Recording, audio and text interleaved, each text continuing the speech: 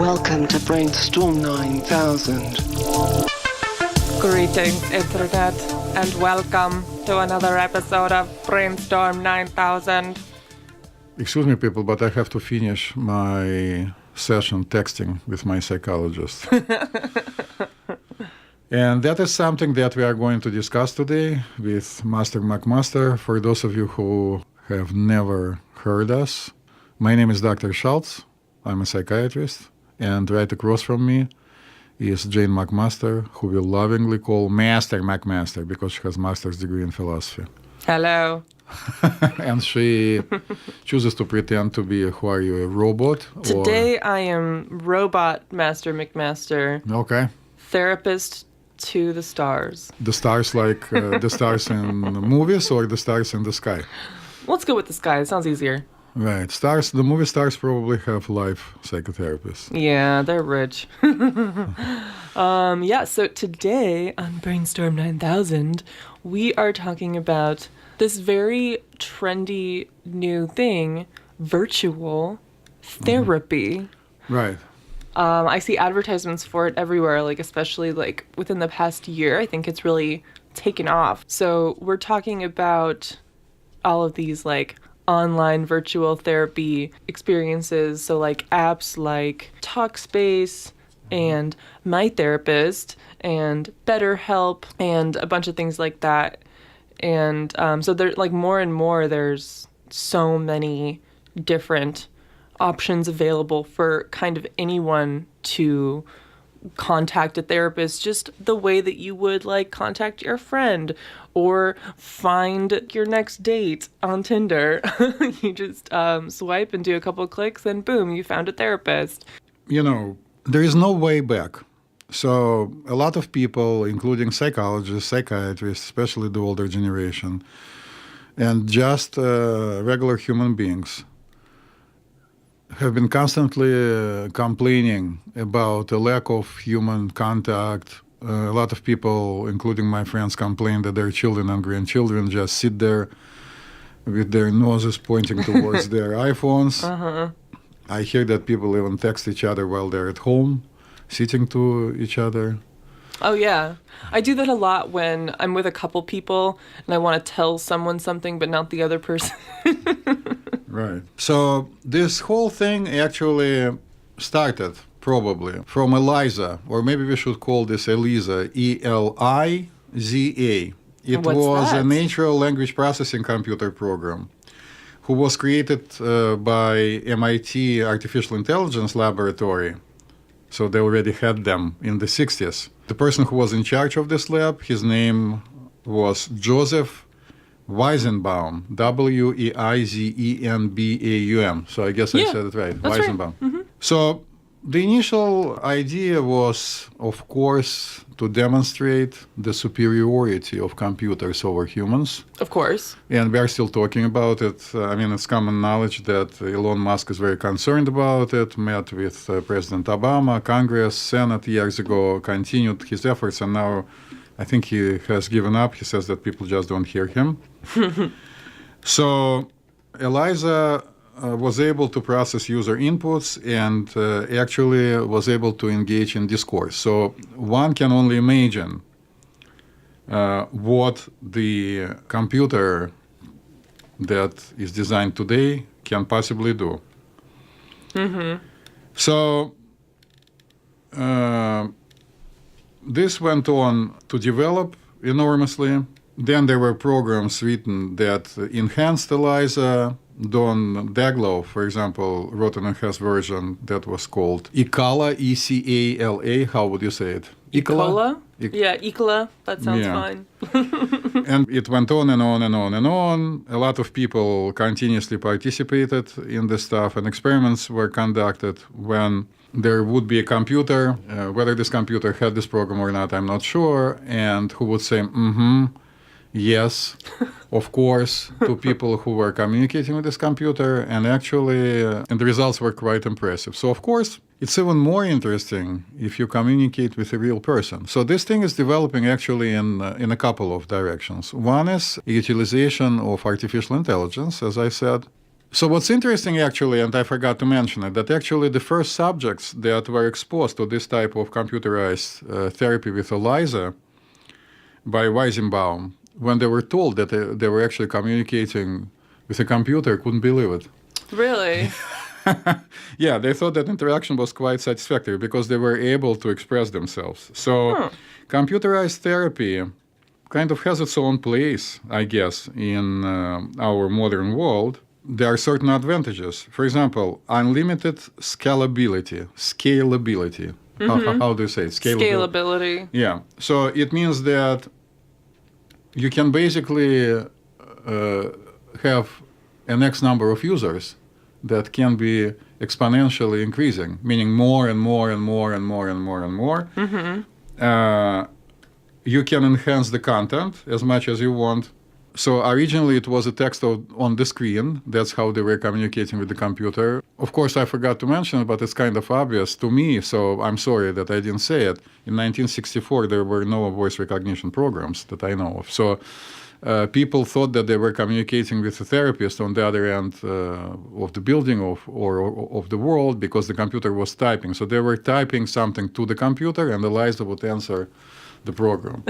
So you can enhance the content nowadays and it can be typed to you if you want to. That's what a lot of people choose to do. We'll talk about it in a second. People still use this? I don't know that they do because we don't hear about it, but it's available. And then the content actually can evolve. Interesting. People who promote computerized therapy say that it's very convenient in poor countries because one-on-one time is too expensive. Even in wealthiest countries, there are many people who cannot afford therapy. So again, computerized therapy is cheaper. Due to stigma that often surrounds mental health problems, there are people who are unwilling to attend live therapy, but they will talk to a computer. Yeah, because you can just, be in your room at home, like no one has to know, and you don't have to feel weird about going into a space that's specifically for therapy. Right. So, again, neither Master McMaster, one of the greatest surfers of the internet, I was wondering how that was going to end. knows about how developed or not developed computerized therapy is. Neither do I. So let's be honest, we don't know. But because we haven't heard about it and we try to keep our eyes open and ears open to what happens in the world, and I'm subscribed to different internet-based things that inform me, it's probably still in development and maybe somebody uses this. Maybe when you think that you are talking to a live therapist on Talkspace, maybe you're talking to a computer. I'm just kidding. But what has been developing, apparently, Master McMaster, are these different apps, right? Where you get connected to a live therapist. Yeah, you get connected to an actual live licensed therapist. Right. So we can sort of go over some of the most popular ones. Okay. So Talkspace. Right, is the most probably popular one. It's up there with BetterHelp. So Talkspace has 500,000 plus subscribers? Actually, according to their website, they have over 1 million users. It's $79 per week is the average weekly cost. So basically you pay $79 per session. I think that's the gist of it. Usually if you're in therapy but you have insurance, right, you would end up giving like a copay usually, which is probably somewhere between like, I don't know, $50 and $100. Not necessarily. It depends on what you have. As somebody who has an office where we do provide psychotherapy, I can tell you that $79 is in the realm of what some insurances cover. Yeah. Some insurances pay significantly less. Yeah, so like you could, even if you have insurance and you go to a live therapist, you could end up paying as much. You could end up paying just as much as this. Right. So the question of like economic availability is interesting. But apparently it's worth it because it's growing in numbers. Yeah. So they have, over 1,000 therapists available. They're all licensed and background checked, HIPAA compliant, all the things. Yeah, but by the way, I would like to tell people very clearly that we are not here to endorse anybody. No. Neither are we here to discourage anybody from using whatever services they think they need. We are just trying to provide you information, not to make you drop your current psychotherapist and go on Talkspace or whatever application. Oh, there yeah, is no, now. and we'll get to that a little bit Right. later on, but there's really good pros and cons for both digital therapy and in-person talk therapy. Right. There is also something in between. You can connect to a live person with a picture and sound. That's part of this. Yes, using modern internet means of communication. So Talkspace provides you both options, texting and live, correct? Yeah, it depends on what kind of subscription you have, but Talkspace offers like the messaging with therapists, phone calls, and online video chatting and stuff. And so does the other leading therapy app, BetterHelp. Right. So just to enlighten people a little bit on this matter, we have a number of platforms that allow us to utilize, and by us I mean people, human beings of this planet, to utilize secure, as they call them, HIPAA compliant. Maybe we should tell people what HIPAA means. Yes, HIPAA is the Health Insurance Portability and Accountability Act of 1996. So I remember very clearly that a lot of people were upset when it came around, because actually it's kind of obvious that doctors are not going to talk to anybody about anything without their permission, but people felt it's needed. So a lot of you, if not most of you, when you come to different offices, sign these HIPAA agreements, probably without even reading them.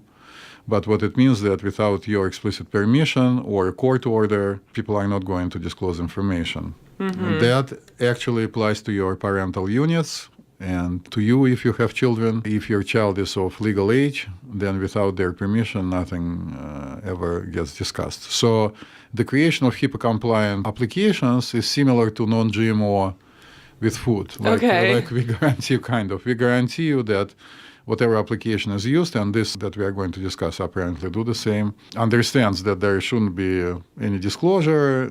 Special measures are taken to provide additional security measures. So there are many platforms that allow physicians of any type actually to connect to patients in any part of the earth that has the internet. Yeah. And provide amazing services. Like, for example, in Iraq, surgeons were able to follow up with patients on whom they perform surgery. So the guy would fly in, perform surgeries on a few people in the course of a week, and then go back to, let's say, Texas, and then a nurse pushes a robot. At this point, they need to be pushed, which basically, instead of a head, has a computer screen or a TV screen, and doctor can talk to the patient. There are also... Right, like Skyping. Yeah, there are also peripheral devices that allow to take and transfer with the speed of light, right? Different sources of data. Of course, X-rays can be sent anywhere in the world right now, MRIs, CAT scans, EKG, pulse and blood pressure, temperature. Just do yourself a favor when you have nothing else to do. Just Google on Amazon medical peripheral devices. You'll be pleasantly and unpleasantly surprised what is available for different specialties. I love a good Amazon hole. Well, there are tons of different things. There are devices that you can stick in your child's ear to see whether they have ear infection and stuff. I mean, tons of stuff. So these platforms are available. The question is how they're packaged and what is offered to you. So the uniqueness of all these applications is mostly because, A, somebody came up with this brilliant idea to see whether people are going to text to a therapist and be happy. So the first experiment was conducted in the 60s, Eliza. Remember? Right. And then, even in the past, 10 years or so, Right. there were text suicide hotlines or text crisis hotlines. Right. Where you can text a number just to be connected with someone, so you don't have to call a suicide hotline or call a crisis hotline. Right. So that was kind of the beginning, I think, of this kind of therapy being available through, how we're communicating now. Right. Plus, texting made therapy available to the deaf. Yeah. The percentage of the deaf people is not that high, but they're human beings, and there are plenty. I mean, we all see them every now and then on the streets. The first time I realized how effective that could be is when, and I think I spoke about it already in the beginning of our podcast history, when I went to a restaurant for lunch and saw a family come in where both of the children were not deaf and both of the parents were.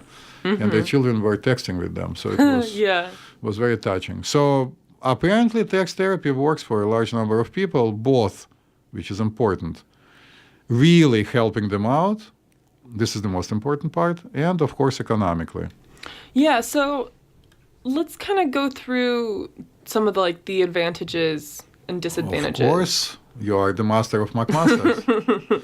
So one of the most obvious advantages of something like virtual therapy is, like you mentioned, the accessibility. Yes.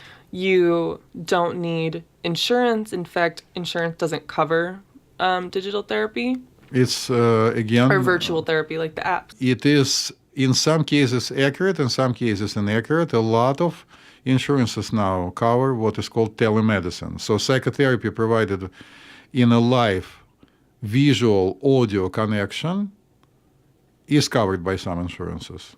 Right. Especially in remote areas, definitely, even Medicare and Medicaid cover. But there has to be a definitive understanding by the provider of medical insurance that the area is remote. But some insurances are beginning to cover even for everybody else. Oh, I hope they continue that trend. Yes, but still, it's not easily available, and for a lot of people, it's not available. So it's a good point.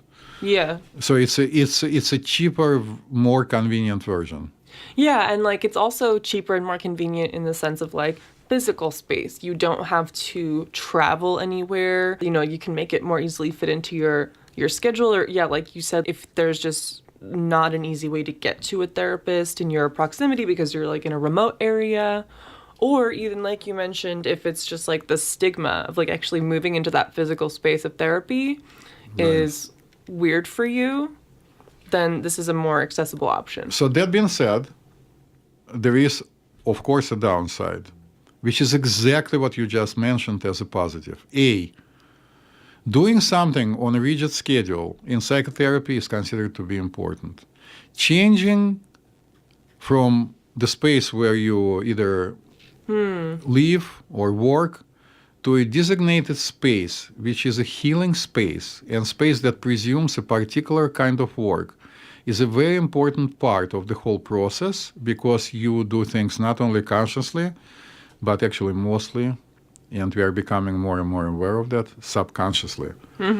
And coming on a particular schedule to a particular place, which is designed in a particular way, and feeling, pardon me for saying it, the presence, the energy, whatever you want to call it, of another person, is extremely important. And a lot of people in the field and outside of the field would tell you that they are not sure whether it can be substituted, and whether or not doing what I just said is a good or a bad idea. That being said, maybe it's just a new way that is still developing. And the modern technology, of course, is going to enhance it enormously in the near future.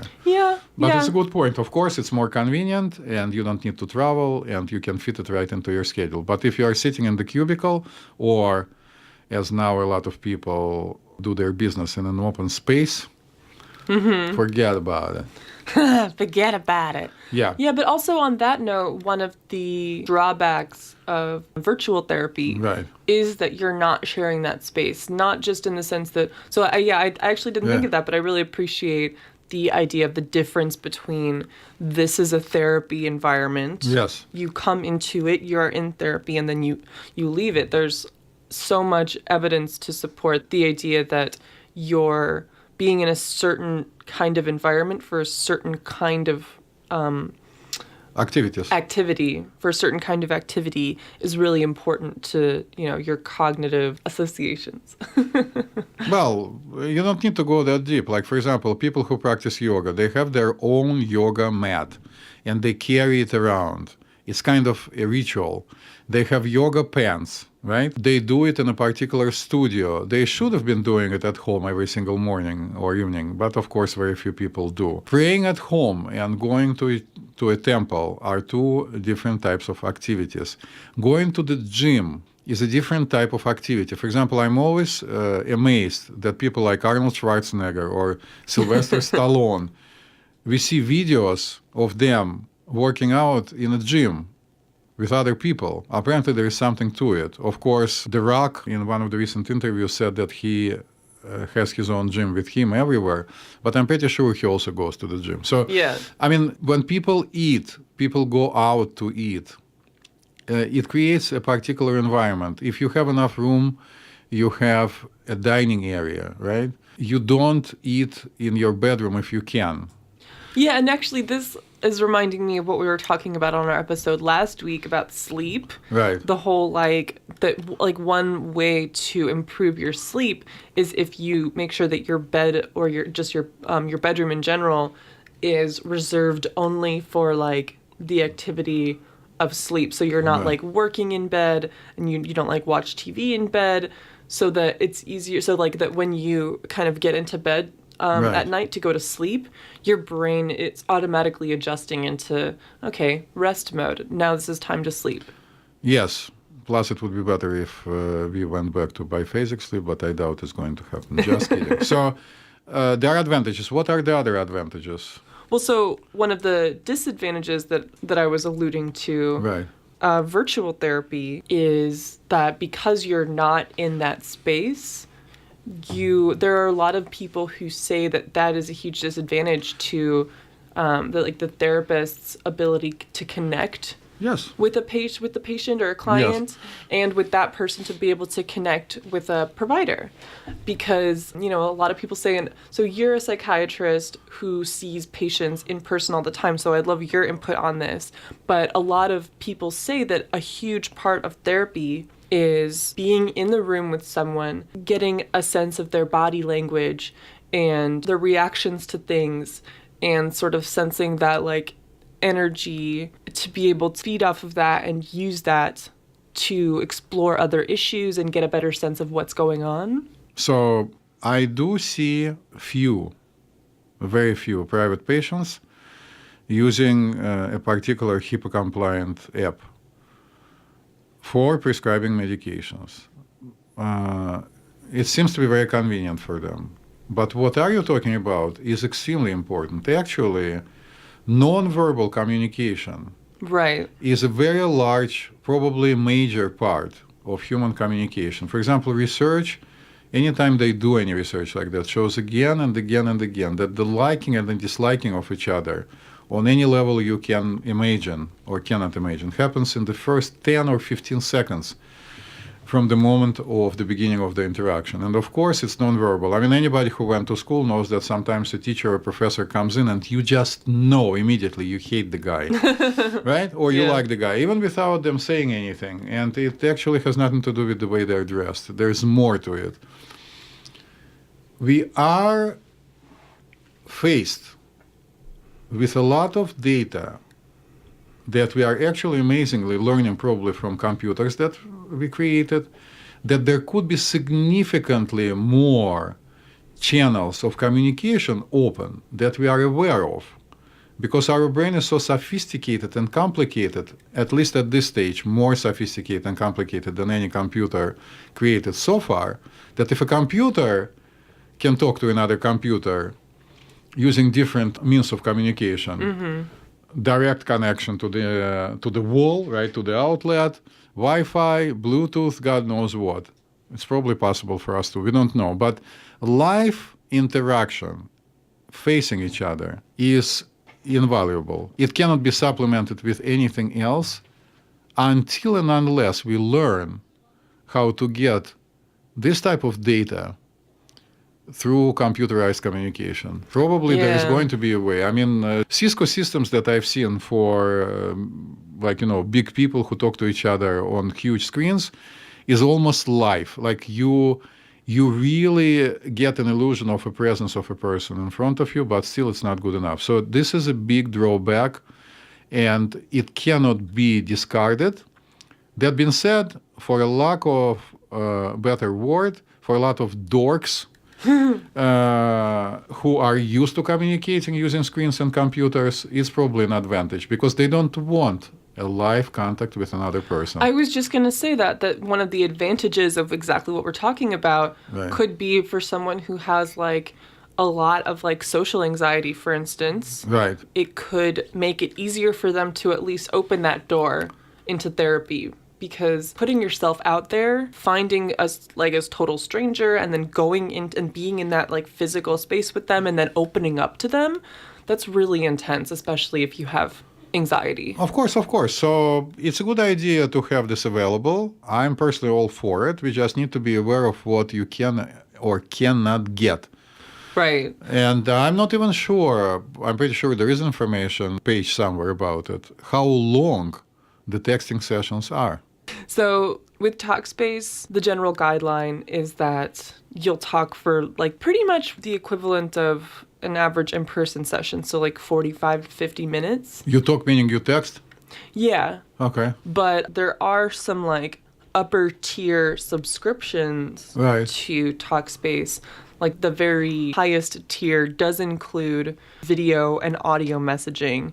So it would be 4 live sessions per month.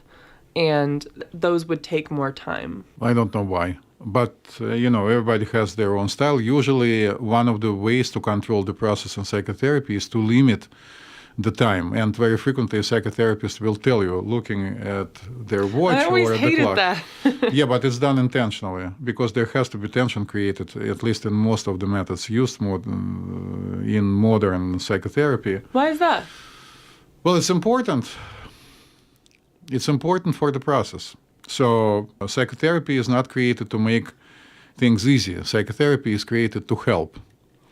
Okay. All right. So it's a complicated issue and people study it for years and years. But one of the things to control the process is by schedule, and the schedule has to be fixed. Whether it's an hour, whether it's 45 minutes, whether it's 30 minutes, it's for a particular provider to explain to their client.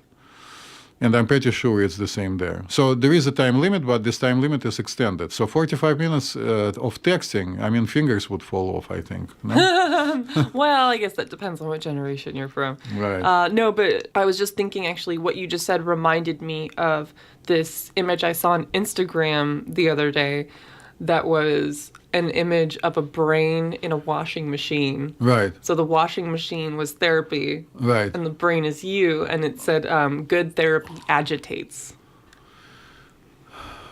Well, no pain, no gain, but it's more complicated than that. Yeah, of and, course. In psychotherapy, it's not, there are very painful methods of brief adaptive psychotherapy, for example, and many, many different other methods. But in some methods, people hug and sing Kumbaya. It really depends on what the person needs. And then there is cognitive behavioral therapy, which actually has been presented on all the internet resources that I checked preparing for this program as one of the methods that is found to be the most effective using this type of internet connection mediated psychotherapy.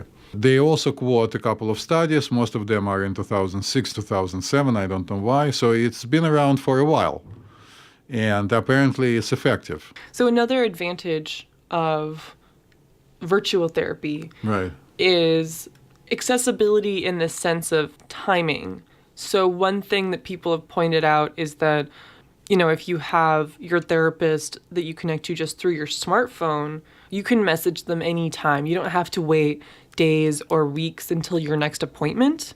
You can just send them a message and start a conversation or carry on a conversation in the sense that you could have a text message history with someone. So you can see what you'd said before, you can, and then, use that to kind of continue your conversation. But of course, if you're having an emergency, you can call a therapist and you can have an emergency session or something. Well, I think you touched upon two different things. So one is that you can get in touch whenever you need to. Another one that it's documented the way that you can always refer back to it, right? Yeah. So neither one of them impresses me that much, but I've seen numerous movies about psychotherapy, the funny ones, like Analyze This, and the serious ones, or what was this movie with Jack Nicholson playing a psychotherapist? Anger Management?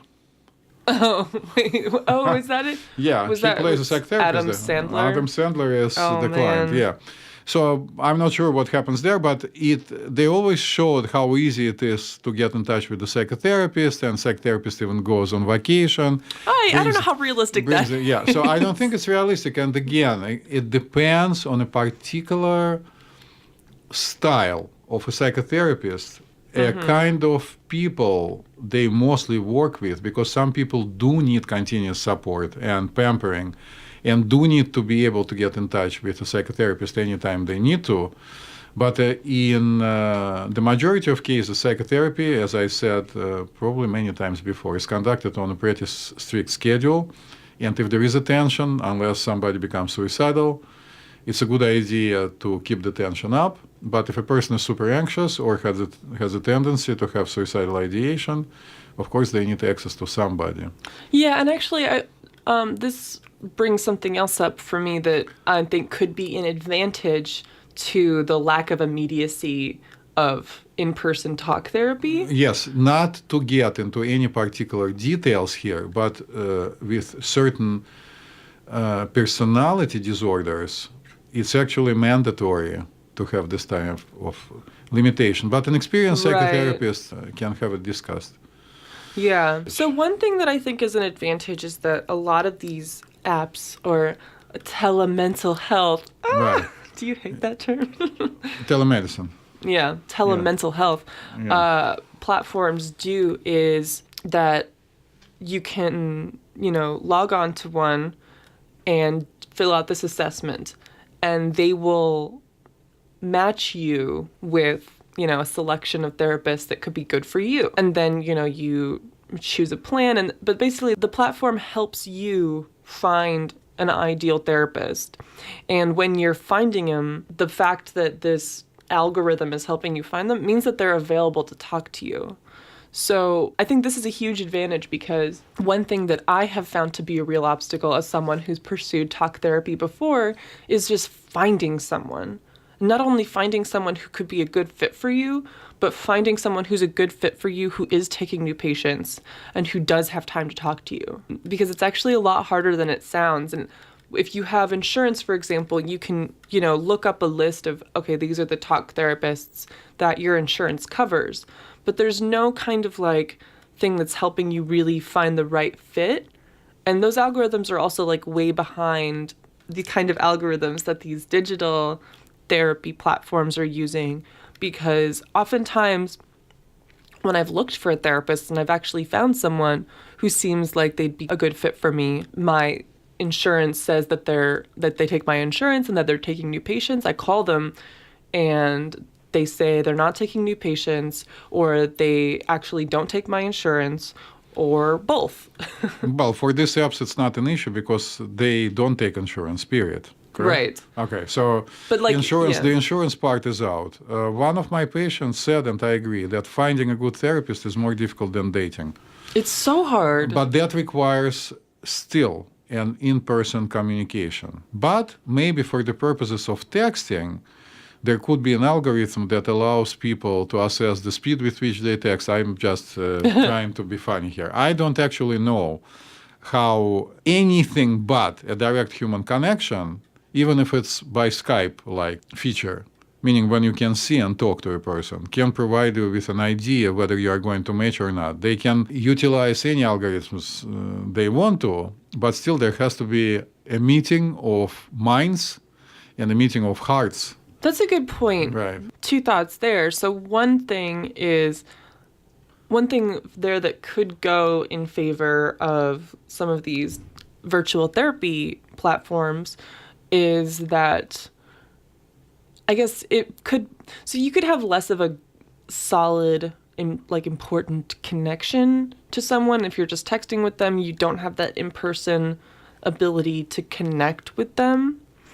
But it might also be easier than to just, find someone to talk to. Whereas if you're finding someone in person, you do have to make sure that when you actually talk to them, right, when you're in the same space with them, that you vibe and that you connect, and that this is a person that you can share your deepest, darkest secrets in, and that you have the same kinds of values and goals, I guess. And anyone who is in the, shopping for a therapist, you could say, it's an arduous task, because not only do you have to find people that seem like they suit you, but then you also have to, like, you know, go interview therapists, and you can have a lot of those first sessions with people just to see if you get along, and you don't, and you have to start over, but you still have to pay, you know, however much. Well, you'll wind up paying here. Like, let's think for a second. Let's forget about psychotherapy. Let's think about Tinder. So I've never used it, but correct me if I'm wrong. It provides you with a platform when you can probably see each other, like a picture, and then you probably can exchange some type of information before you decide that it's worth your while to go and meet somebody in person. So let's say you matched perfectly while texting, and then you meet in person, and probably not always the chemistry happens. That's true. Right. So it's the same thing here. Whatever algorithm is going to be used to match you with your psychotherapist, when the session begins, you might find out that it's not a match. Yeah, I guess that's Right. true. But I guess one of the differences then, I mean, from a cost point of view, Well, you still pay. well, so that's the thing is, so if you are using something like one of these apps, Right. you pay a subscription, which includes a certain number of sessions per week, per month, whatever. Right. If you're going to see someone in person, you pay for, you know, when you see them. But it's the same thing here. There is no difference here. Well, the difference is that you can easily access other people. I don't know. I feel like psychologically it would be easier for me to process the money part. It just feels like you're risking Yeah, but so you much always more. no, you always pay.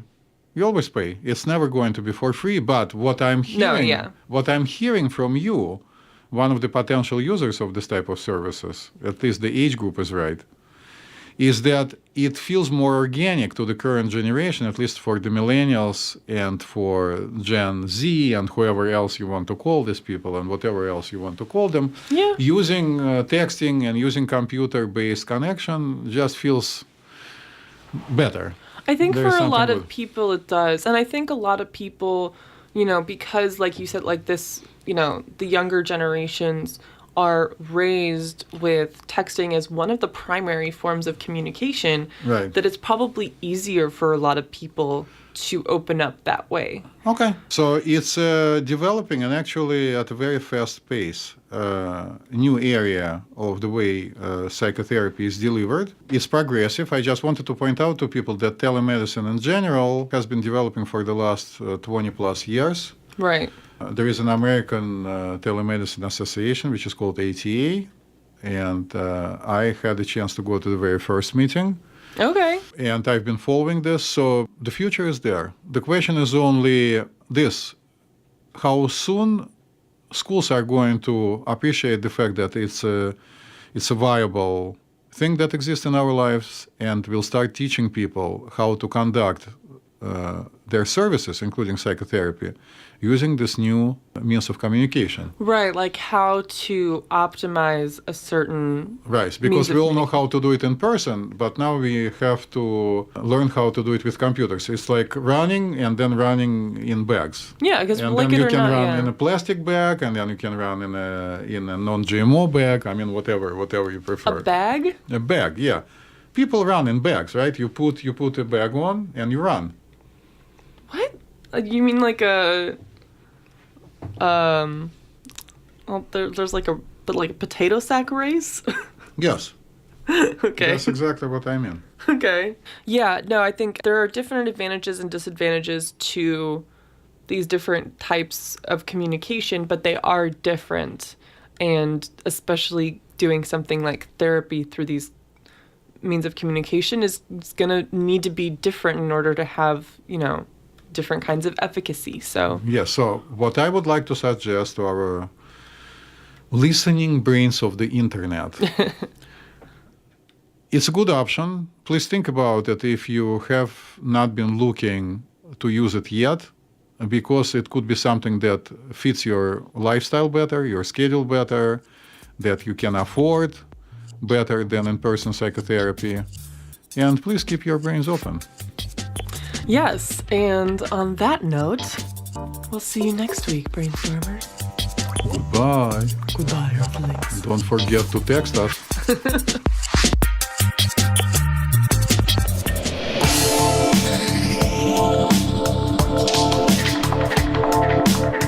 Hey everybody, thanks for tuning in to another episode of BrainStorm 9000. If you like us, love us, or marginally tolerate us, hey, go ahead and subscribe, rate, and give us a review on iTunes or Stitcher or wherever the hell you listen to your podcasts.